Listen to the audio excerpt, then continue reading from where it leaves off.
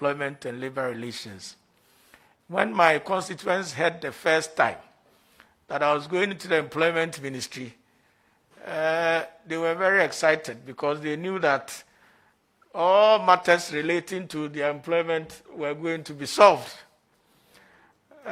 Chairman, it is an erroneous impression. I can only explain that here to you because the ministry actually coordinates the value chain of employment, including ensuring that employment also counts. And so that's not true. You have all the jobs. You're just refusing to give it to them.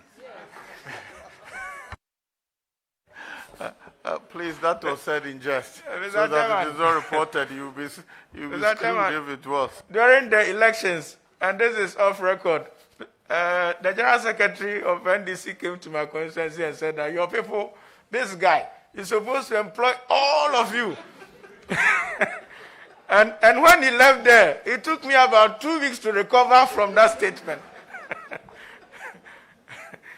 But on a more serious note, because we coordinate the value chain of employment, even those who are employed, there are challenges with SNET, the pension issues and all that. The moment they come to my attention, just like any other Ghanaian brings them, I quickly jump in and resolve them. And the employment opportunities which also come our way, I would use the opportunity to ensure that most of the youth, particularly in apprenticeship, which the Education Ministry is pursuing and under the TVET program. So I will spearhead that a lot and encourage my youth to get in there. Thank you, Chairman. May I don't know whether to call it as a suggestion or what I found is we appear as a country to look down upon TVET, hands-on. I don't know the historical antecedents. But I have, for example, I encourage young people who come to me, I want this job. I look at your certificate and I explain that with this certificate, the best you can get is to get a laborer's job. Why don't you learn a trade? After I've told about 10, 15 people, I hear a complaint that as a lawyer, when you go to him, he says, go and learn a trade. I thought I was guiding them to the most appropriate. Is it possible for your ministry to look at some reorientation program for people to understand that your best bet is to be able to control your business, to be able to be responsible for what your earnings are, and that is by learning a trade of some sort? Thank you, Chairman. I think you are hitting the nail right on the head, and that has been the main intervention my minister spearheads.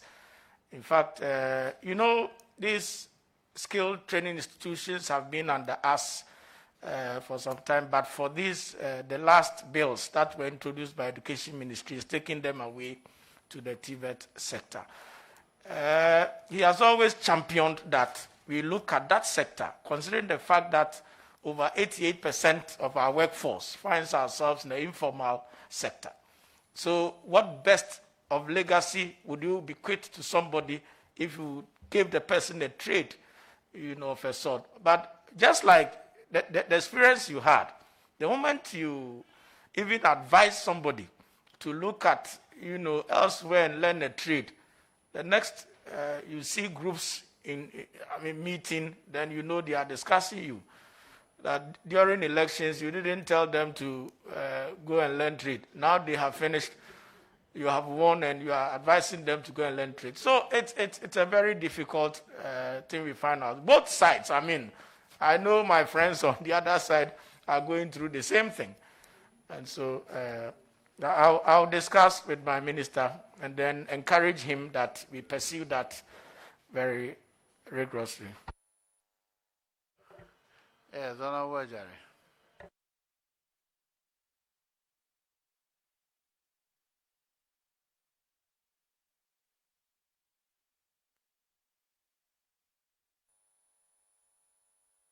Remember, change the microphone. Use another one.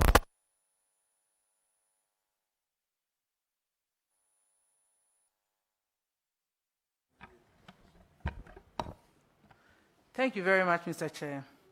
To borrow the chairman's words, yemfa amaniame hunu into tuka. To wait, you cannot use complaints to pay your debt. So the fact that the Ministry of Employment is not directly responsible for creating jobs does not also stop them from creating the enabling environment for the youth of this country to find jobs. And so I think that one of the most prudent things the ministry should be looking at is to be creating the enabling environment for our youth to find jobs, because it is tried that the unemployment rate in Ghana is 4.51, and this is above the world average. And so what steps will the ministry, assisting your minister, take to create the enabling environment for our teeming youth to find jobs? A cent to the labor force. Thank you very much, Chairman.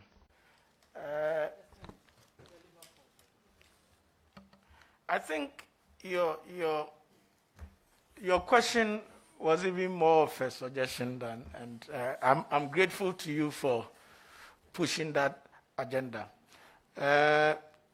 In the ministry, we have tried as much as possible with our skill training institutions, like as I said earlier, to pursue these vocational traits. You know, we have been, MVTI, for instance, has not moved yet to the education ministry. They are in transition. And we have been working with them.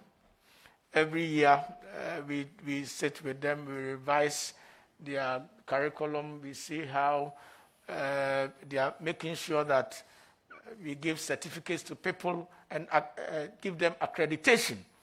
One thing we suffer in Ghana most is who even qualifies as a mechanic, or as you may get stuck in a traffic somewhere, on the road somewhere. Getting somebody to fix your car immediately becomes a problem. Somebody comes and he tells you, oh, I am good. If you don't take care, your car will end up, you know, so these are matters of concern to the ministry. And you know that employment is also not a baby of one ministry. In fact, if you look into the various manifestos of both political parties in parliament, you realize that from page 1 to the end talks about employment. All what government is doing is to create an enabling environment for us to be able to employ, but particularly in our ministry, because we are mandated.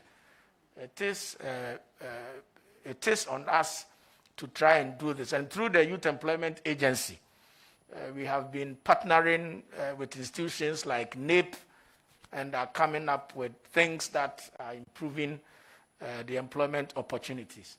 Thank you, Chairman. Before I go to my next question, did you say the minimum wage is 12.53?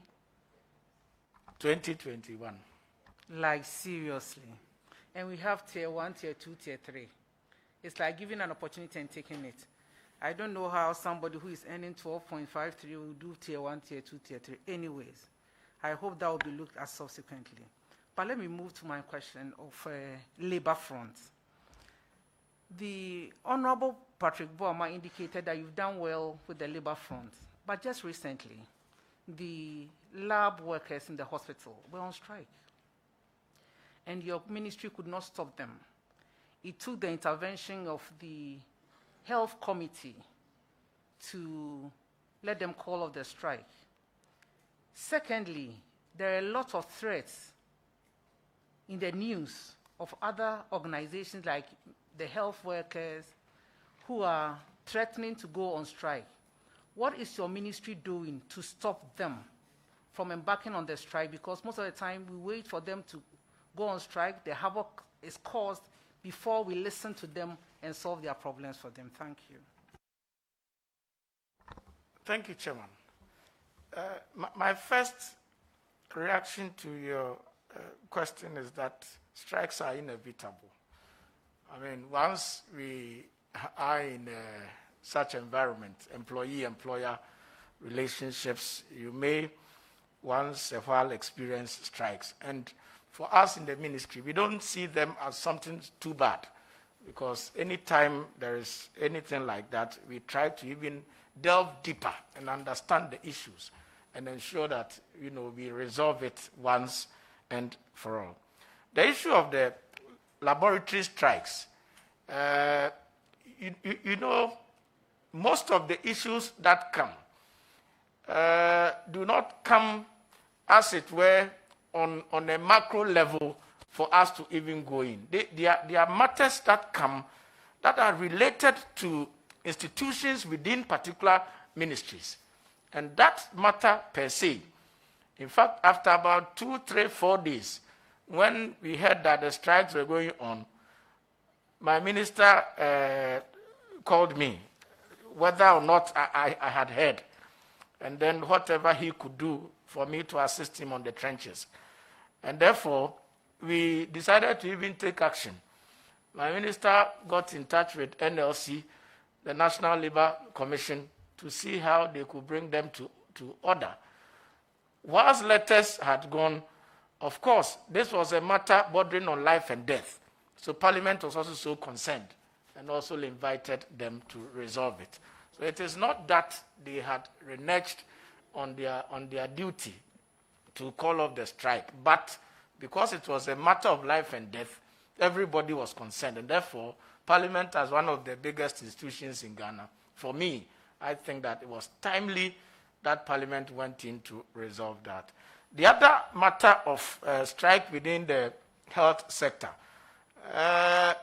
of course, you resolve issues today, tomorrow there are others that are coming and so on. So it boils down to the inevitability of strike that I'm talking about. But it's all about discussions and talking to them and assuring them.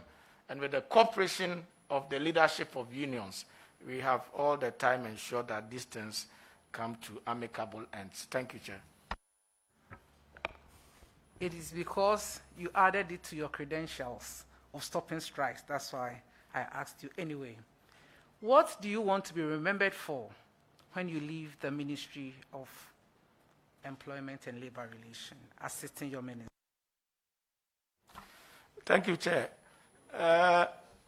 One thing people tell my minister in the ministry is his humility and time consciousness. Before I started working with him, personally, I was not too time conscious. And one thing I have learned from him is to be very time conscious. And therefore, I know when I'm not in the ministry or when he is not there, they will say, ask for these 2 people in the ministry. If they give you 10 and you don't come, so the time alone. And the second thing is the humility which we serve with all manner of labor persons who come to us. This, I think, will be what people will remember me for. That will be all for you, Mr. Chairman. Very well. Okay, Agaga first. Honorable Rekurobe, congratulations. Mine has to do with the CAP 30 pension scheme, otherwise known as Ordinance number 42, which amongst others places the security agencies out of the SNIT pension scheme for now. Now, not too long ago, Honorable Rekurobe, you appeared before the Public Accounts Committee, and whilst before the committee, you are reported as having given strong indication that Cabinet had given approval for the security agencies, first of all, for the unification of all pension schemes in our country, and that all agencies of state which were still enjoying the CAP 30 pension scheme were going to be migrated. Is that true, Honorable Rekubrobe? Did you make such a statement before Parliament's Public Accounts Committee? Chairman, that is false. I did not make that statement that you are alluding to before the Public Accounts Committee.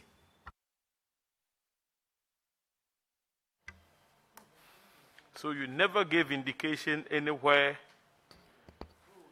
that there was going to be unification of government pension schemes, which would then affect the security agencies, notably the police, BNI, fire service, etc., which by law, the National Pensions Act 2008 are excluded from the act. Only the parties are mentioned in that act. You never said anything to the effect that there was going to be unification of pension schemes?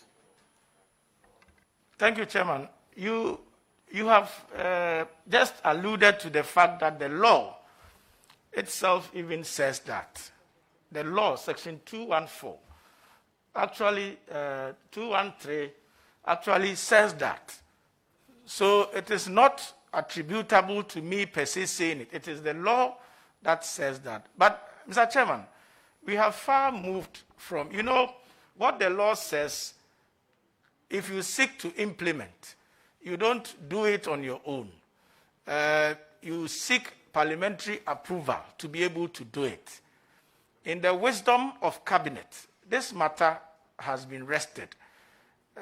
Cabinet released a statement saying that the Minister of Employment and Labour Relations must take steps to exclude all the security forces from that unification process. So that is the position now, Mr. Chairman. No, Honorable Rekubrobe, you are speaking on oath. And so, respectfully, I asked you about a statement that was attributed to you when you appeared before the Public Accounts Committee. You were reported widely in the media. Now, after your remarks, there was agitation in the security agencies, amongst the security agencies. And I wrote on it extensively. Subsequent to your statement, the Interior Minister put out a denial. The Minister for Information issued a statement and actually stated that the publication that was attributed to you was a falsehood and that it was maliciously fabricated. But you are speaking on oath, so I just want to establish whether you did say something to that effect when you appeared before the Public Accounts Committee, so that we can reconcile your statement with that of the Minister for the Interior and the Minister for Information. Mr. Chairman, I think you asked a specific question that at Public Accounts Committee, I made such statement. I said I did not make such statement at the Public Accounts Committee. It was after the Public Accounts Committee, a media interview, which we sought to explain the processes which we are going through to ensure that the unification was done.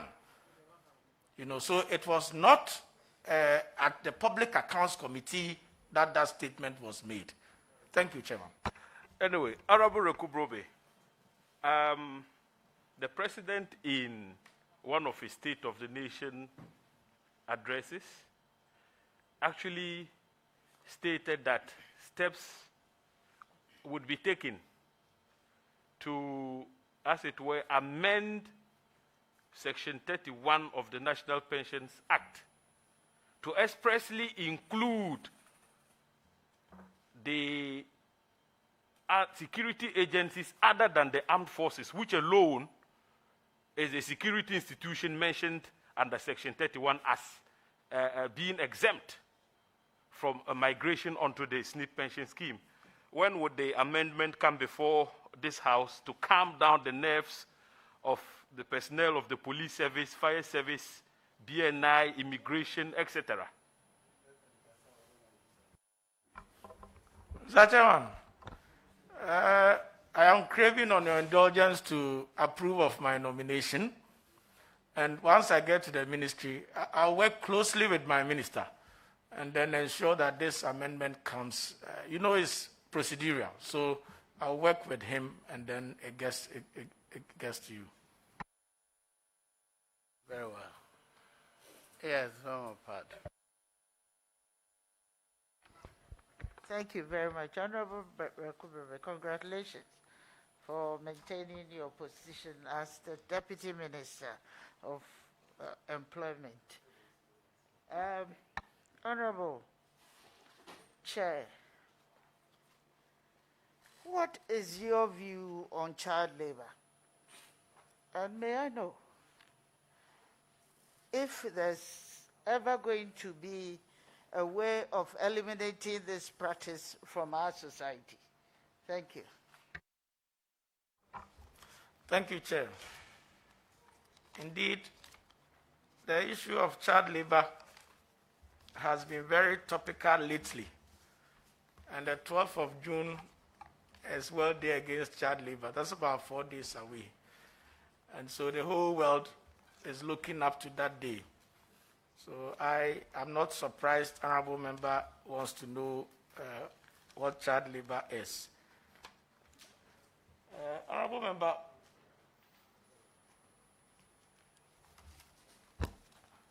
Article 92, I think, of our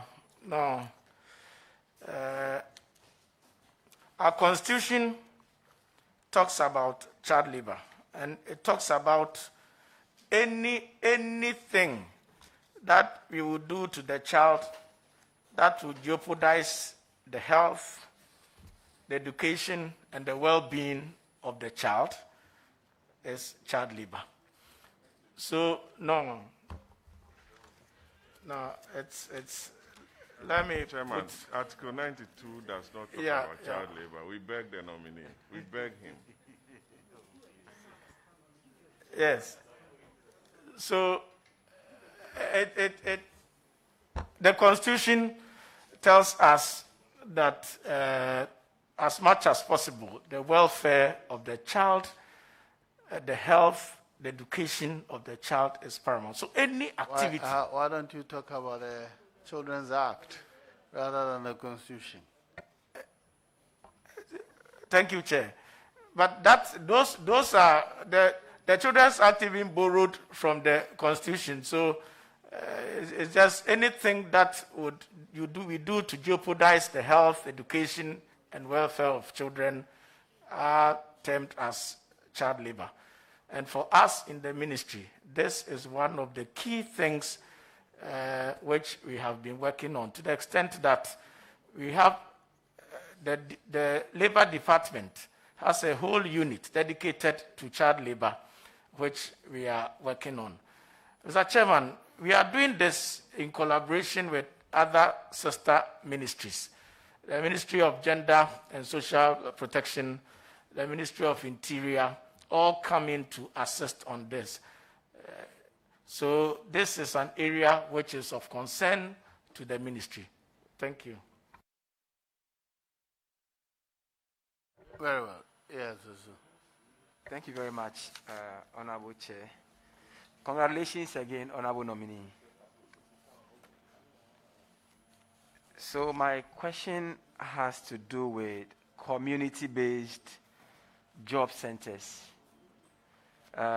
Recently, when I became a member of parliament, one of the biggest challenges among the youth was unemployment. And one of the ways I sought to do that was to establish a kind of job center, which was an online job connecting point.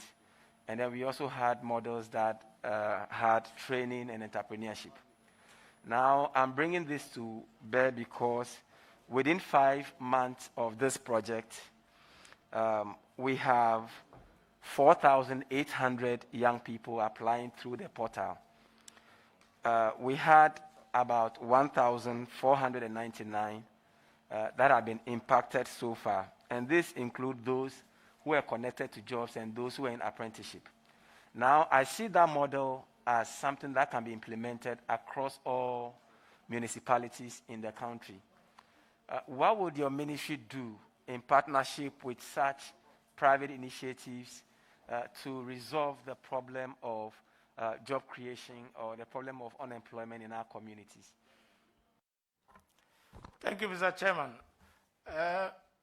This thing is one of the YEA Job Center is one of the new interventions the Youth Employment Agency pursued. And as we speak, we have this center set up in the headquarters in Accra, where we are linking job seekers and those who are seeking for employment also in sync. And so it is something that is ongoing. So you may also want to visit the YEA headquarters and for us to share your experiences, and we see how we can reconcile the two. We hope to replicate this all over in the districts. Thank you, Chairman. Thank you very much. And the follow-up quick one, in 2018, it was reported that your government had created 1 million jobs since 2017. I know as a deputy minister going into that sector, you might have had some briefing. Can you tell us, or tell this committee or the people of Ghana now the total number of jobs created by your government? Mr. Chairman, as at the last count, when I was being briefed in the ministry, it stood around 3.8 million from 2017 to date, including those in the informal sector and those in the agric sector, planting for food and jobs and all that. Thank you, Chairman. Wow, that is very impressive. And considering the fact that we have a lot of jobless people around, I'm sure it would be good if you can provide the committee with particulars or details of those jobs. I'm sure it will be very, very helpful. Those information has been brought before the House on so many occasions. So if we approve him, he will bring it to the House. That's right. I think I can come to the leadership now. Yes, go on.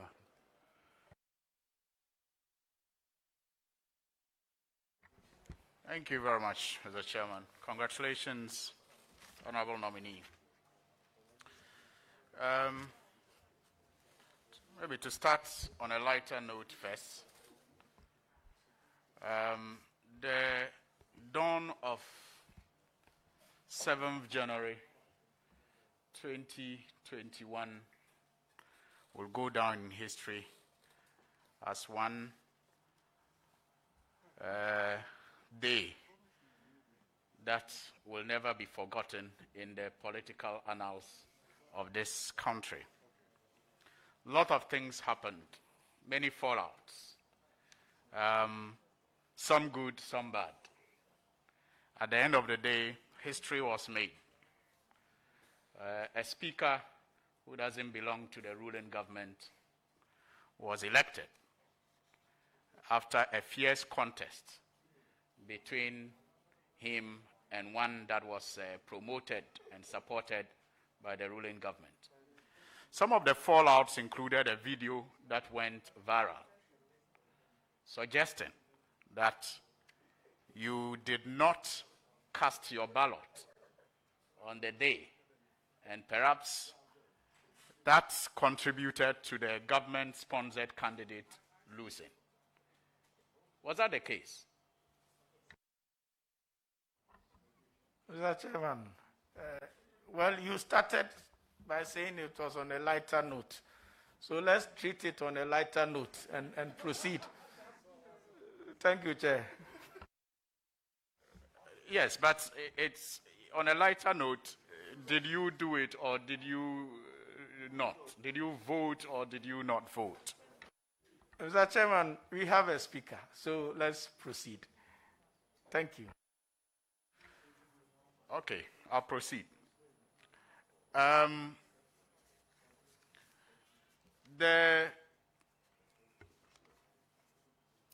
workforce of Ghana has suffered a number of shocks in the last couple of years. First, we had the banking crisis that led to a lot of joblessness, not only from the banks, but also allied financial institutions that worked with these banks. Then COVID hit, and a number of businesses had to close down, a number of people had to lose their jobs. In the course of all of this, the finance minister gave assurance in the mid-year budget review of 2020 that the government was considering the introduction of an unemployment insurance scheme to cater for those who lost their jobs, especially as a result of COVID. You followed up at a round-table discussion that was organized by Joy Business and indicated that you were compiling the list of those who had lost their jobs to make this scheme viable. Can you tell this committee the number of people who lost their jobs as compiled? And why don't we as yet have the unemployment insurance scheme operating? Thank you, Chair. Mr. Chairman, I think this issue of unemployment insurance scheme is work in progress. There were two main things that fell out from the media review. The unemployment insurance benefit was, one, to begin with training and retraining of employees who had lost their jobs as a result of COVID. Mr. Chairman, I must say that that aspect, together at a Social Partnership Council, the modus that is going to be used to operate on that is in progress. So as we speak, a lot of work has gone on with the Social Partnership Council.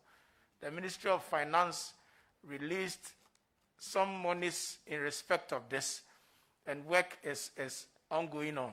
So that's what I can say regarding the unemployment benefit. My question was actually two-pronged. How many have lost their jobs? Because you indicated you were having a compilation of that data that will feed into the establishment of this unemployment insurance scheme. So how many lost jobs as a result of COVID? Mr. Chairman, the ministry commissioned a consultant to do a study on the effect that COVID had on employment. In that study, about 878 institutions were dealt with. And out of that, about 42 or so thousand workforce had lost their jobs. So that's what we can put. The World Bank even also put the... So what is being done as a result of this scheme to that 42,000 or so people? Because that is what they were supposed to be the beneficiaries. So the work we are doing in the ministry includes identifying all the strategic interventions around this unemployment insurance scheme. So that work is ongoing. I must say that not all the 42,000 or so who have lost their jobs may be the beneficiaries of this. Once the operations of the scheme is out, it will find ways of ensuring that people are enrolled onto the scheme. All right, I'll move to my next question. How did you come by fertilizer that was distributed to NPP delegates to aid your victory during the NPP primaries. Fertilizer that was later found to have been stolen from Cocoa Board. Honorable, I think this involves an allegation, so let's establish the facts. First, let's be clear what to amount. Are you aware that there were some fertilizers stolen from Cocoa Board? Are you aware of any such fertilizer stolen from Cocoa Board? Mr. Chairman, the honorable member is making an allegation. And this matter was dealt with finally at the law court. And the court determined, and the court pronounced judgment on that. So I am surprised honorable member is saying that they were stolen from Cocoa Board. No. So the next question is, did you distribute fertilizers to aid your primaries, your election at the primaries? Not at all, Chairman. Not at all, Chairman. Not at all, Chairman. Mr. Chairman, will the nominee, having regard of the fact that he's speaking under oath, admit to this committee that he was charged alongside 17 others over the theft of fertilizer from Cocoa Board? Were you charged? Mr. Chairman, that's what I said, that the court discharged all the 17 people that were charged. In fact, acquitted and discharged them for want of prosecution. I mean, it didn't even exist. And this is on record. Yes, you may ask the last question. Okay. Mr. Chairman, the honorable nominee faces a challenge that I know sometimes we all do, especially when you represent a constituency with people from diverse backgrounds and diverse history. But it is of concern when a perception is held by one group of people that the leader doesn't like to promote them. Mr. Chairman, I have come across complaints from not only the honorable nominee's former DCE, in the person of Emmanuel Nana, but also from the Queen Mother of Denchra, Nanama Ayensua Sarah III, suggesting same. Now, why do you think that perception, whether a reality or not, is held by the people of Denchra, that you do not promote their cause? Thank you, Chairman. I sit on a constituency that has two traditional areas, the Chufuhimai area and the Denchra area. Mr. Chairman, I can furnish you with all the projects that I have undertaken since I became MP from 2017. And it will interest you to know that over 65–70% are in the area where Suhini is talking about. Honorable Suhini, I would want to invite you one weekend for us to go to the constituency. Don't personalize it. Ask your question for the committee. So, yeah. I'm sorry. So, just to assure you that that is a perception and not the reality. Thank you, Chair. No, this is your last one. Yes, leadership.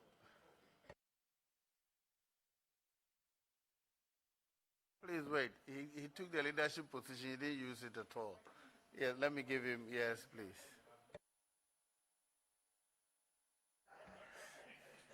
Now, I was told that I should not attempt to exercise the privileges. Thank you very much, Chairman, for the opportunity. And congratulations, Mr. Nominee. I think that generally the youth of this country have lost confidence in our system to be able to fairly distribute employment opportunities. As a result, every single one of us sitting here gets all sort of pressure from young people wanting us to be responsible for finding them jobs. Every MP gets called. Every young person who doesn't get a job thinks that the MP can get him a job. People meet you in the streets, and the first thing they think you can do as member of parliament is to be able to get them a job, because the system of recruitment doesn't seem to be structured to fairly give everybody an opportunity. As a minister, as a deputy minister at the Ministry of Employment and Labor Relations, what do you think we can do to take away political interference in recruitment processes so that young people can be confident that when there is opportunity anywhere, they can go on merit, they can get such opportunities? Mr. Chairman, I fully share in what you are trying to allude, that everybody everywhere, every youth everywhere, must be given opportunity if some exist in any job environment. So for us in the ministry, we are so happy with this digitalization thing that is ongoing.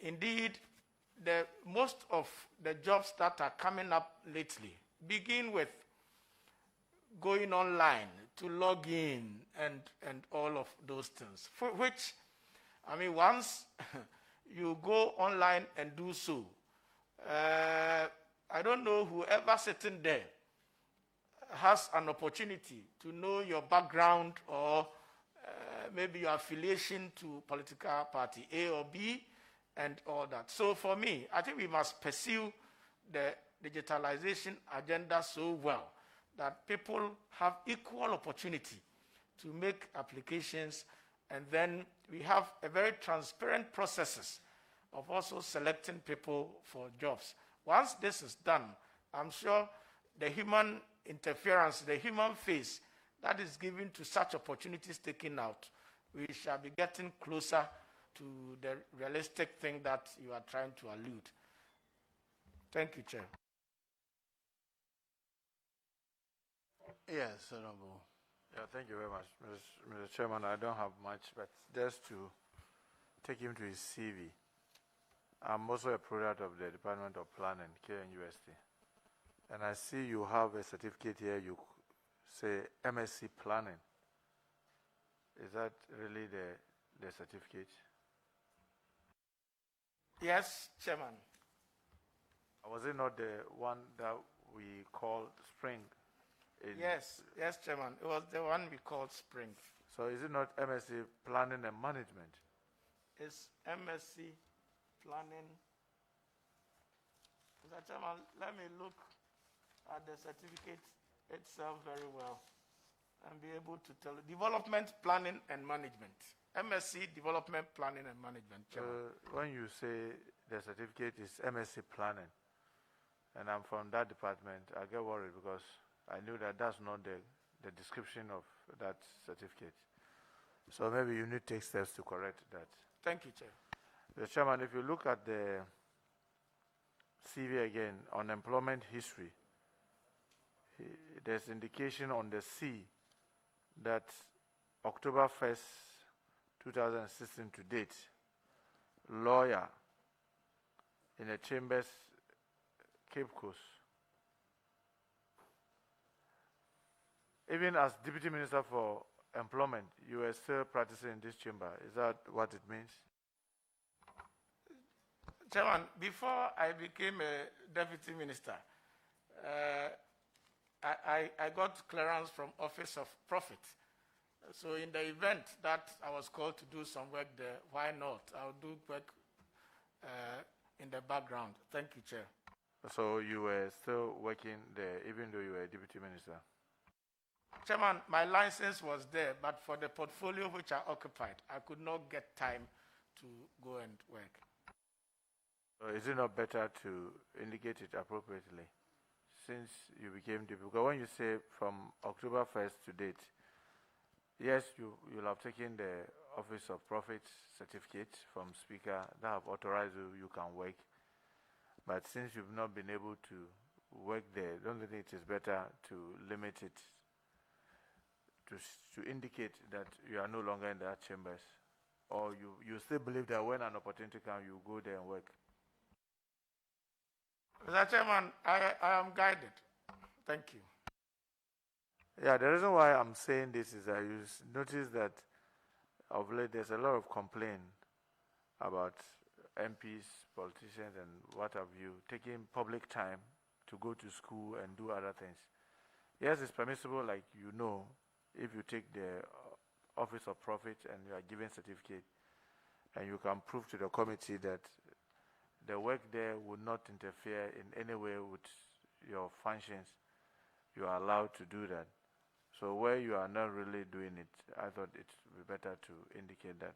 Anyway, Mr. Chairman, in answering to a question earlier, about how we can create a level playing field for ordinary Ghanaian citizens to be able to apply for a job and be confident that it is going to be meritorious. When you merit it, you get it. He talked about digitalization of the system. You think by just digitalizing, it will take the human interference out? Mr. Chairman, I said to a large extent, yes. Because it's garbage in, garbage out. I mean, you see, for example, the current security services. Yes, the digitalization will just tell the person qualify or disqualify. But all the qualify, I'm sure all MPs sitting around here are currently having one or two that are pestering you that the computerized system says I've qualified. So this one, I've done my part. Try and do your best to get me the job. So it still leaves you with the human interference. Don't you believe that we need to do more than just the digitalization to be able to ensure equity, as you yourself said earlier? Yeah, Chairman, I believe so. And like I said, it's one of the first steps. The other will be a collective responsibility by all of us. So as a ministry, when I'm giving the nod, God willing, I will discuss that with my minister and we champion how to come up with a transparent process, some of a policy guideline maybe, to ensure that fair and equity are given each employee. Yeah, maybe the last one. Will you want to consider what's happening, say, in the US, where they have Equal Opportunity Commission? You know, for example, in the UN system, if I'm working there and you see any of my relation getting employment there, UN will get that person out, not because it's not qualified, because I'm there. They have to share the opportunity. In the US, if you can prove that this person got this job because his uncle, his church member, his mosque member is the one that influenced him to come in, that person will be taken out. And they have a special commission like we have the Human Rights Commission, where you go and lodge a complaint that Muntaka is in Parliament and is on the Health Committee, and I can see that this secretary that is in the Health Committee came through him because that person is relation, and the person will be withdrawn. Will you want to do this so that at least all of us can have a peace of mind knowing that people will apply, they will get it on merit, there will be no any interference, and therefore people will not be bothering all of us as politicians to intervene and get them sometimes jobs that they do not qualify for? Very well, Chairman. Like I said, it's a very major policy decision. So once I'm given the nod, I'll discuss with my ministers, fallout from the vetting, and we see how we can all pull our minds together for this. Thank you, Chair. Honorable Ranking Member. Chairman, thank you very much. I've had the rare privilege to work at the Ministry of Employment as minister. Therefore, I can appreciate the nominees' challenges. But Chairman, there was what was launched by government as COVID alleviation program, which was to deal with the impact of COVID on Ghanaian businesses. In a response to the Honorable Soyene, government came to Parliament and announced those measures, which measures included unemployment insurance. Has any Ghanaian benefited from unemployment insurance? I want to find out from the nominee. Thank you, Chair. Thank you, Mr. Chairman. Not yet. I indicated that it's work in progress.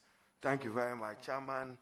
The business tracker survey, which was conducted by the Ghana Statistical Service in collaboration with the UNDP and the World Bank, in an answer again, you gave your numbers. I have difficulties with your numbers. How many firms were interviewed? You mentioned 400. No, Mr. Chairman. I mentioned, in the first place, I said that we commissioned a consultant. Yes, so how many firms were interviewed? 878 enterprises were So if I read from authoritative official sources and it says that 4,311 firms were interviewed, would you accept that or I should stand by your own? Mr. Chairman, I indicated that the ministry commissioned a consultant to do a work. If you are referring to that report, Mr. Chairman, that indicated 878 firms. All right, but out of it was what you quoted, 720,000 workers who had their wages reduced. Is that the case? No, Chairman. 42,000 workers suffered layoffs from the tracker interviews. Is that the case, Chair? Chairman, the 42,000 that suffered the tracker layoffs was the World Bank report. Your report, as you commission a consultant, was distinct and separate from that of the UNDP World Bank. Is that right? That is right, Chairman. And in that report, 11,657 job losses were indicated. Apart from stimulus package that was disbursed by the National Board for Small-Scale Industry at the time, now converted by legislation, did your ministry reach out to any unemployed Ghanaian to support that person, either you or the Ministry of Finance in collaboration? Honorable nominee. Mr. Chairman, as a ministry, through our labor department, we not only supported financially, we didn't support financially, but we did lots of visits to them to know their first-hand issues and give the necessary advice. Chairman, thank you. Now, you've worked at the ministry, so we'll hold you to account for some of your conduct at the ministry. Factories and inspectorate directorates. Look at the major factories across the country. Their legislation does not allow them to charge reasonably amount that can cover their costs. Yet you know the health, safety of workers is important, and we need as a country to pass a legislation on those matters. You need to go around the country, for instance, to know whether the meat factory or the cashew nut processing factory or the granule processing factory meets minimum health safety standards. Give us an assurance what you do to assist your minister to improve the work of the Factories Inspectorate Directorate of the ministry. Thank you, Chair. Thank you, Chairman.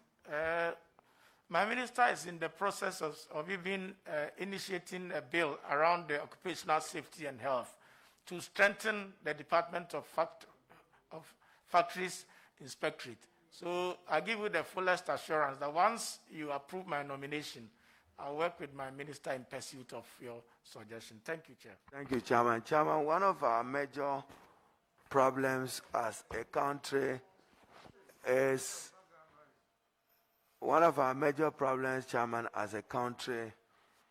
is access to labor information. That is why probably, if you recall, in 2016, I got the EU, which came to support the establishment of the labor market information system.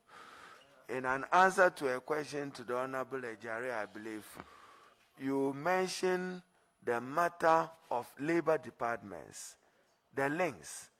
Now, the unemployed in Ghana just don't know where to go in search of jobs and to have assurances of jobs. Days of past, 2018, 18 years back or 20 years, every morning, Ghanaians comfortably walk to the labor departments to read their notice board in order to find out what vacancy existed. Now, we need to go high tech. One, in digitalizing these labor departments, two, connecting them to a dedicated labor market information system. What will you do to assist your minister to give realization to this dream? Thank you. Chairman, thank you. The Ghana Labor Market Information System is one of the things that you left behind at the ministry, which we have pursued till date. Mr. Chairman, you know that it is capital intensive. And even at that time, the EU was the one supporting us. As part of the Skills and Jobs project, which budget was approved in the last budget, some portions are earmarked for us to progress on the JLMI. So once given the nod, Mr. Chairman, I think it's one area where we will seek to work so hard to ensure that at least this manual form of data and so on are taken away and giving way to technology. Thank you, Chairman. Chairman, thank you very much. And Chairman, my other question has to do with what the Honorable Agalga raised. And in your response, you've been deputy minister and you are going back to the same ministry. We've heard the president, we've heard your minister, we've heard you too. Act 766 was passed as Pensions Act. If you read its transitional provisions, all other laws were considered repealed to come under the ambit of a new Pensions Act of Tier 1, Tier 2, Tier 3 pension. Now, we failed as a country to do pension unification, and probably your ministry must be giving good policy advice to President Nana Addo Dankwa on it.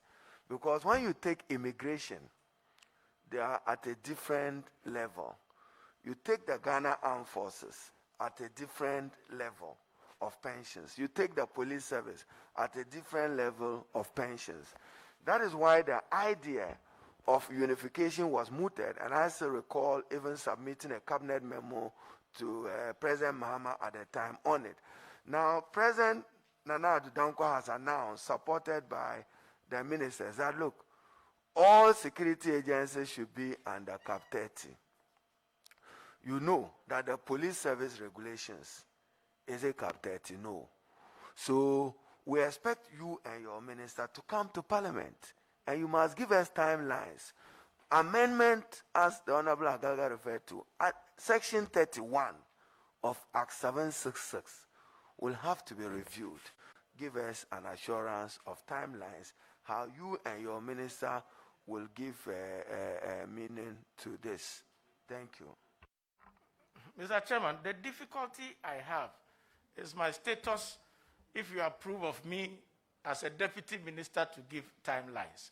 I have given my fullest assurance that I will support my minister in the pursuit of this. So, Mr. Chairman, please bear with me. And once I'm giving the nod, I'll work with my minister so that I don't veer into timelines which I don't control.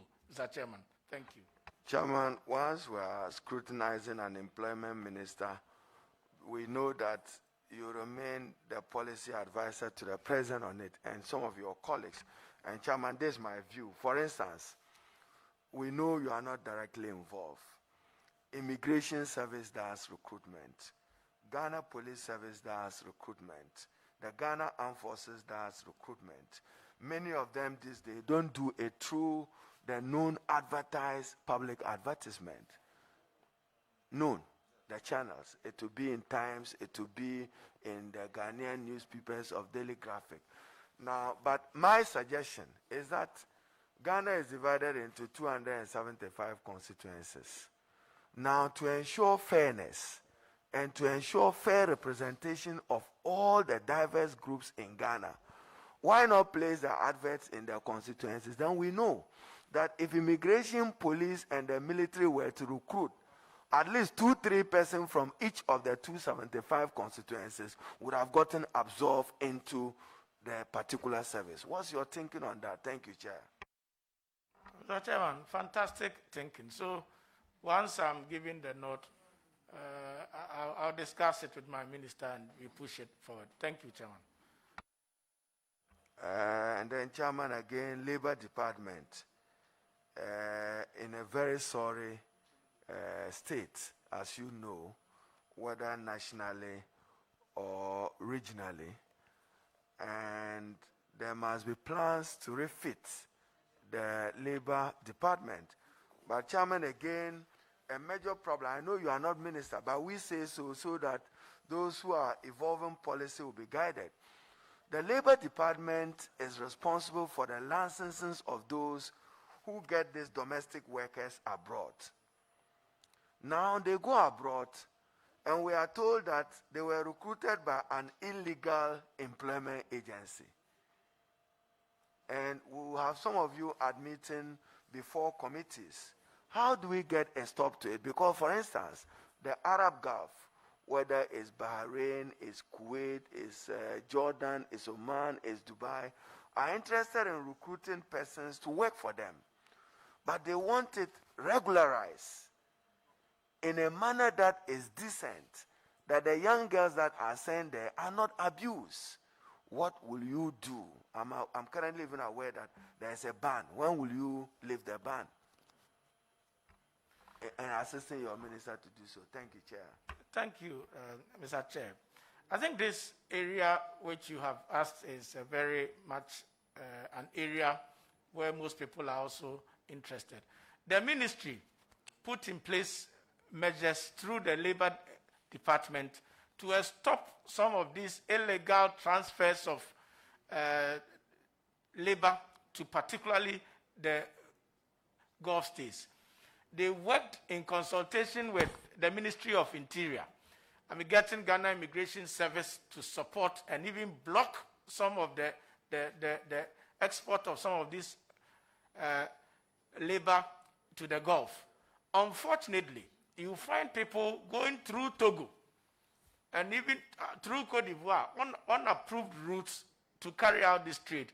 So I'm not surprised you even find people in some of these states, you ask them they are Ghanaians, but they didn't go through the normal routes of our airport. So, Mr. Chairman, once I am approved, this is an area where we have been working on already, and then we will take it up seriously and ensure that all of us have these ideas on board to be able to push that. Thank you, Chair. Chairman, thank you very much.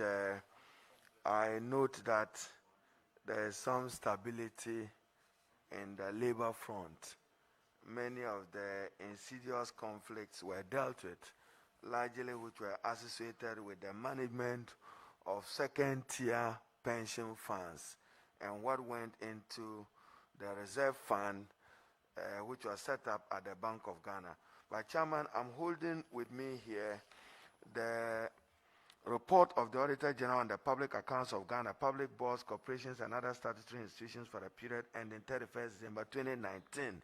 And it has this quote: our review of Social Security Fund, SSF, contributions in respect of employee deduction of 5%, together with employers' contribution of 13.5%, amounting to 491,527,717 from 2016 period, have not been remitted to the trust by the Control and Accountant General Department at the time of audit in 2019, 3 years on. And I'm raising this, Chairman. I know he's not minister, because there is currently an ongoing debate. CLOSAC have written very strongly to the office of the President, copied you, copied Parliament, that they think that the supervisory ministry for pensions should be the Ministry of Employment.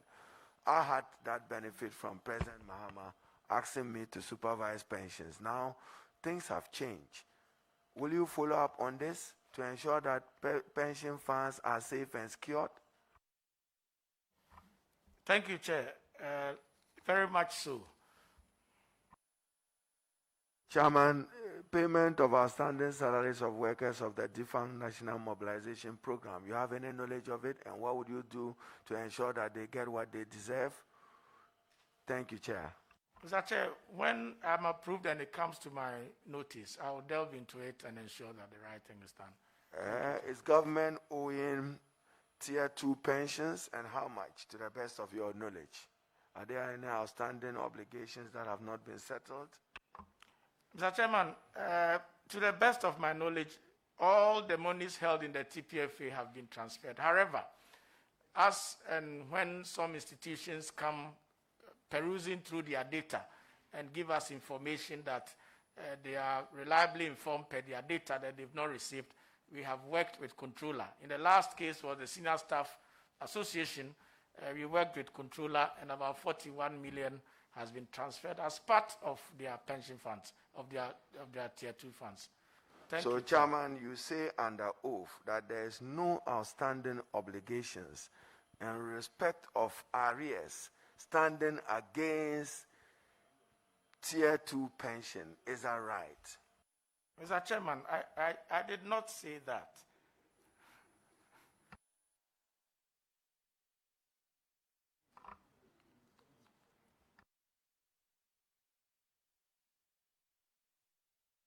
And Chairman, in an answer to the Honorable Ejari, minimum wage has it been determined for this period? Chairman, yes, it has. What is it for the private sector?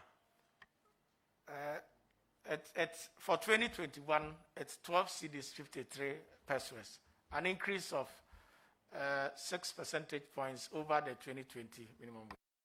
Public sector base pay, has it been determined? Chairman, in the process. Why is it taking long after determination of minimum wage for that to be done, particularly so that the compensation budget of government as presented in the budget was not anticipated? Chairman, we finished the determination of the minimum wage just a couple or so days ago. And Chairman, I end with this. Just again, to be fair to you, you don't have a copy. Report of Auditor General on Public Accounts of Ghana, public boards, corporations, and other statutory institutions for the period ended 31st December 2019. Hear this quote and follow up. Senate entered a joint venture agreement with Regimanuel Gray for a development of housing project at Klagon, 2010, Tema and Asakori for sale. The arrangement provided a percentage holding of 60% to Senate and 40% to Regimanuel Gray. The expected cost for construction and completion of the project was $206 million, 465,000. Now, the Auditor General is raising concerns about those investments, that they are locked up. You want to assure us that when you go, you and your ministry will pay particular interest to matters of Senate and their pension. Do you still serve? Do you have a representative on the Senate board? Thank you, Chair. Thank you, Chairman. We don't have a representative on the Senate board. And to your earlier suggestion, yes, once approved, I'll support my minister to follow up on the Senate issue. Thank you, Chair. Very well. The leader, ranking member is finished. These are suggestions from a young man from our constituency. So I'm going to ask you do you have any system of identifying and recording the unemployed in our country, at your ministry? Mr. Chairman, yes, that is what the Honorable Ranking was asking, the GLMIS. It's in the process. It's very capital intensive. We've received support from European Union, and we currently are receiving support through the just approved skills and job project. So once that is done, the GLMIS will be fully set up, and then we can have the data on the unemployed as well. So now you do not have a system of collecting that data, is that right? Chairman, that is correct. I don't know exactly what is the content of the JLMXI, but I'm suggesting that please brief us, the everyday Ghanaian, district by district, for us to understand what it is and how we can help you collect the data. Right. Chairman, to begin with, our labor law even enjoins the Labor Department to collect data on some of these statistics within every district. But when the GLMIS is set up, it's a system that connects job seekers to jobs. And in the process, all those who are seeking for jobs, their data comes in there. And then you are able to know how many people have jobs, how many do not have, and so on. But this is a system. So once it's set up and it's decentralized from national through the regions to the districts, this data will be ascertained and we'll be able to report on them accurately. Well, it appears what I'm expecting is from what you're trying to set up. Because what you're trying to set up would require people applying. So if I don't apply, you know you don't have my data. I was hoping that you have a system where generally, now that we're trying to build a national ID, who can log in and say, this set of people, one, they have no skills. This one have these skills. So it's possible to guide them where to find jobs. So I'm looking at a situation where in my district, it should be possible to look at the data and say, oh, I have 1,500 trained masons. I have 700 trained carpenters. So when there's a job coming into the constituency, I can insist that you have a pool of people here you can employ. I won't permit you to bring carpenters from this or that side. So probably you want to look at an option which is district-based. Very well, Chairman. The second thing is probably linked to the same thing. Do you have a system where you link your data to academia so as to assist in the kind of training they give? For example, all the polytechnics, now called technical universities, were set up to train up with their hands, to train people to work with their hands. But it does appear to be now that they are all doing marketing.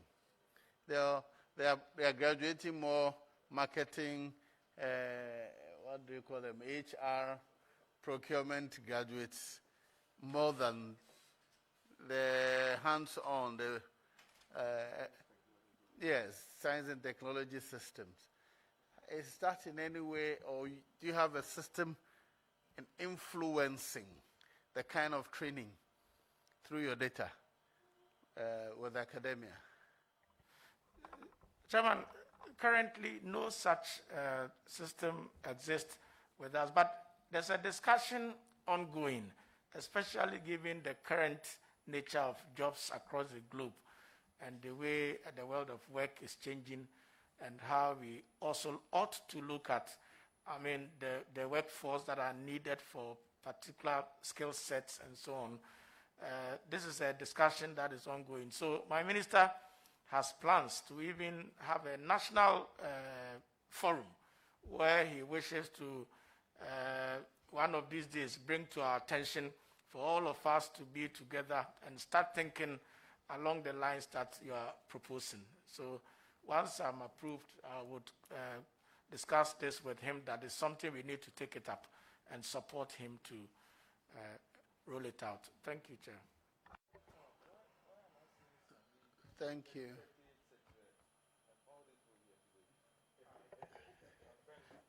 Honorable Reku Brube, we thank you for attending upon the committee to answer questions. You're discharged. You'll hear from us later. Thank you very much, Chairman. Thank you, honorable members. Thank you very much.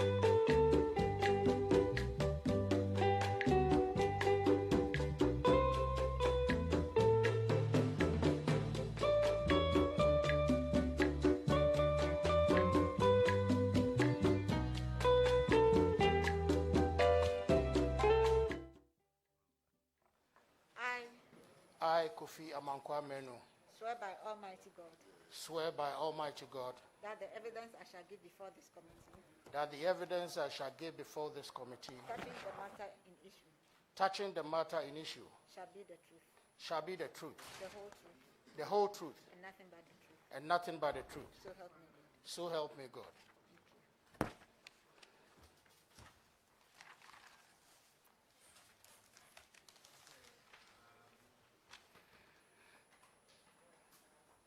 Kindly put your mic off first. Good.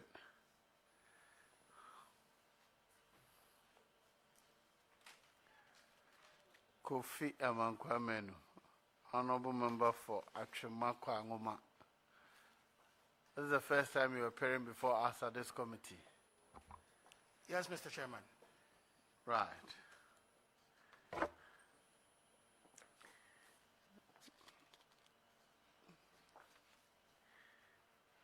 Very well. You were called to the bar only last week, is that right? Yes, Mr. Chairman, freshly mint. Very well. Welcome to the club. Thank you. Very well. But before being elected to Parliament, where were you working? Thank you very much, Mr. Chairman. Before being elected into Parliament, I was a presidential staffer. 2017, seconded to National Security. And then 2019, I was recalled to the Jubilee House, where myself and the current Deputy Chief of Staff were made to head a unit which was under the Chief of Staff. That is the Impact Assessment Unit, Mr. Chairman. Yeah, so tell us exactly what is you were doing as Impact Assessment Unit. Mr. Chairman, this is a unit where we did a lot of field work. If there was a problem and the Chief of Staff needed to have an information, we had to go and then assess the situation on the ground and then brief the Chief of Staff. So largely you were